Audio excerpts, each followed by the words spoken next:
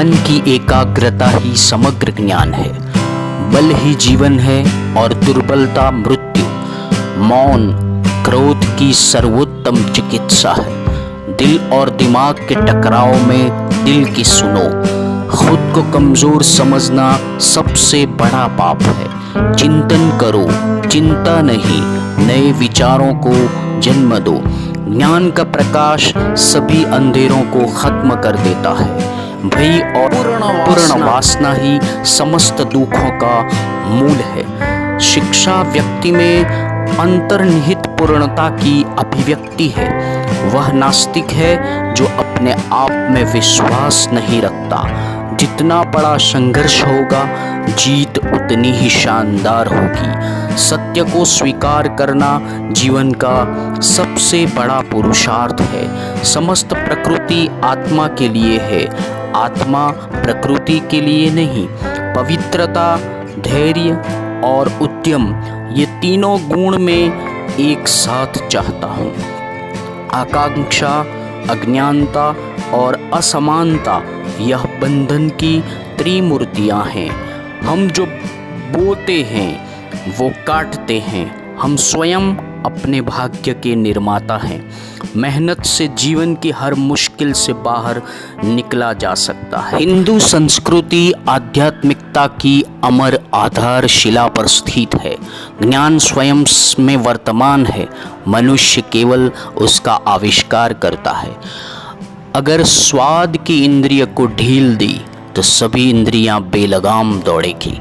जिसके साथ श्रेष्ठ विचार रहते हैं वह कभी भी अकेला नहीं रह सकता। मध्य युग में चोर डाकू अधिक थे, अब छल कपट करने वाले अधिक हैं।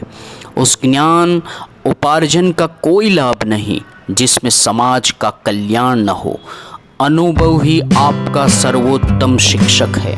जब तक जीवन है सीखते रहो। जब तक जीना तब तक सीखना। अनुभव ही जगत में सर्वश्रेष्ठ शिक्षक है। उठो, जागो और जब तक लक्ष्य की प्राप्ति ना हो जाए तब तक मत रुको। वो मजबूत आदमी है जो कहता है कि मैं अपनी किस्मत स्वयं बनाऊंगा। जीवन का रहस्य केवल आनंद नहीं बल्कि अनुभव के माध्यम से सीखना है। संभव की सीमा जानने का एक ही तरीका है, असंभव से भी आगे निकल जाना। जो अग्नि हमें गर्मी देती है हमें नष्ट भी कर सकती है।